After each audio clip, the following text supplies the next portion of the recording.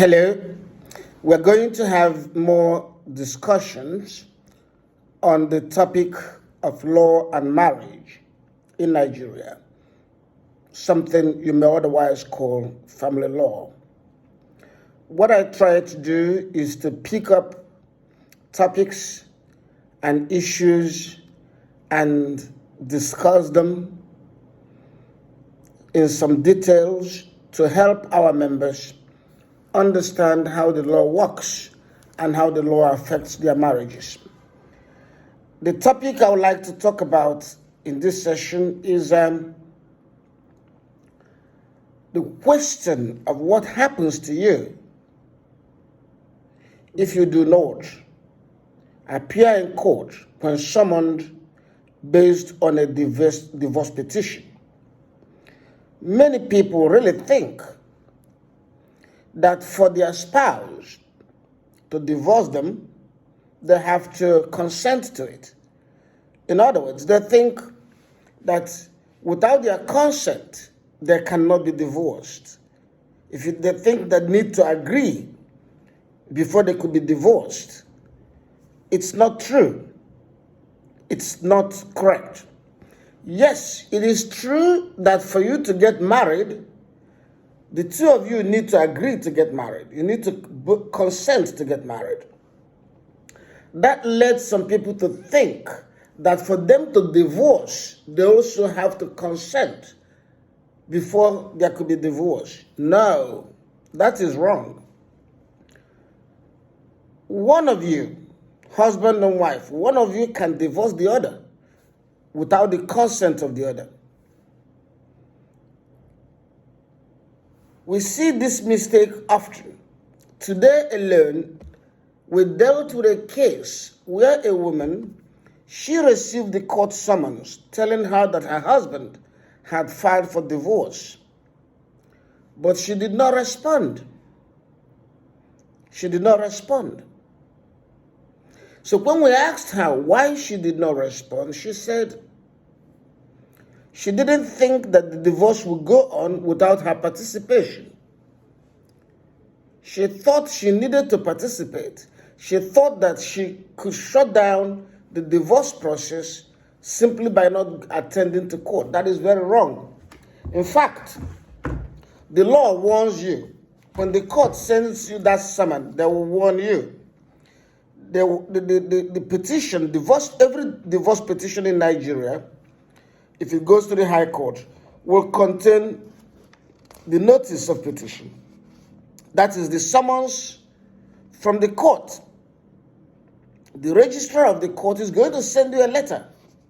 And that letter will tell you that a petition has been filed against you. They will tell you who filed the petition against you.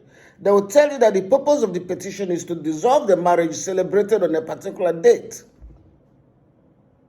Then the letter will go on to say, a sealed copy of the petition is delivered to you with this notice. That is, they will attach the petition of your spouse to the notice from court. Then it will say further, if you intend to consult a solicitor in connection with the proceedings, you should take to him all the documents delivered to you. So the court notice tells you you should hire a lawyer and tells you to give that lawyer all the documents you got from the court, which is this notice plus the petition filed by your spouse. The letter will also go forward to say, if you desire, A, to deny any fact alleged in the petition, or to allege any additional facts for consideration of the court, or to submit to the court that it should be dismiss any of the proceedings instituted by the petition, that is, if you want to tell the court to dismiss the petition, or to make any other submissions to the court, you should file an answer to the petition. The court tells you, file an answer. Don't just sit down. Don't just ignore it. You must file an answer if you are challenging the petition, or if you want to put in your own story. If you want to tell the court to dismiss this petition, you must file an answer. Then that letter goes on to warn you. If you wish to institute proceedings for dissolution of marriage, nullity of marriage, judicial separation, or conjugal rights, you may do so in an answer to the petition filed and served on you.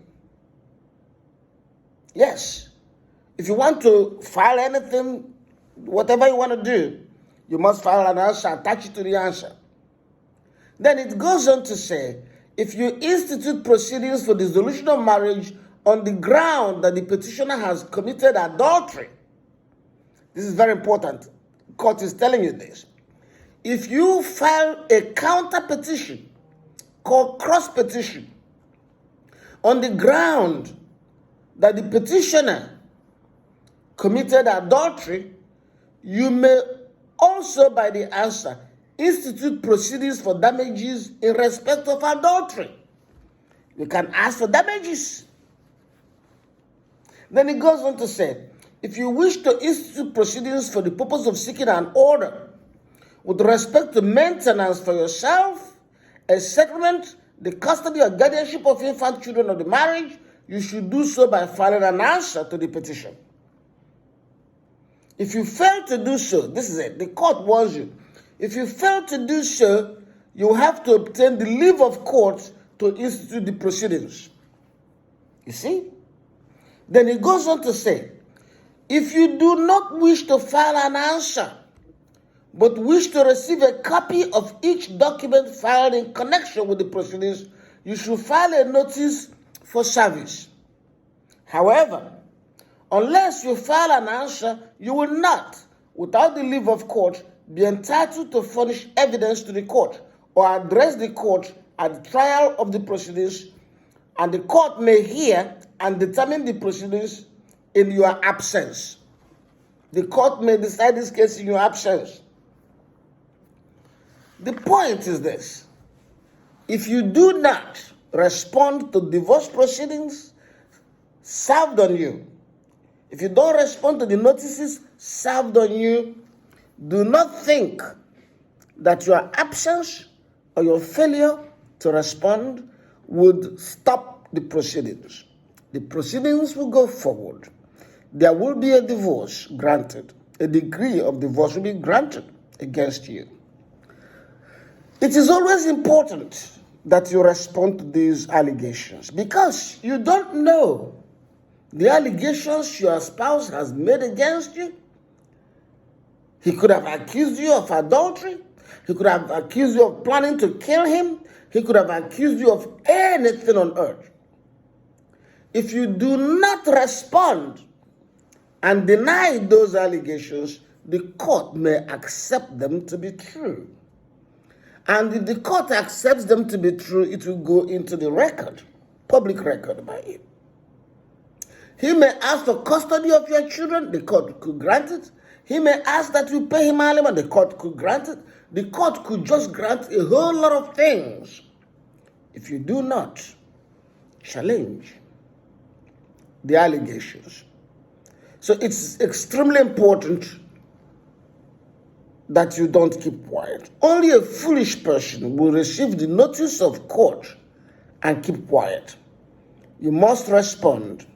Otherwise, divorce will occur in your absence, and the terms and the orders the court could make will be hostile and terrible. It may be harmful. It may create a record against you for future purposes, because you don't know. Tomorrow you find the next husband, and the next husband goes to the court to see the record of allegations, and he reads where they said, the former husband said you were trying to kill him. And he tries to see if you denied it. You did not deny it. It's now settled and accepted as a public information on you that you tried to kill your former husband. The new husband will become skeptical. He may not want to go on with the marriage. Even if he tries, his family members will tell him, don't marry that woman who tried to kill her former husband. Thank you.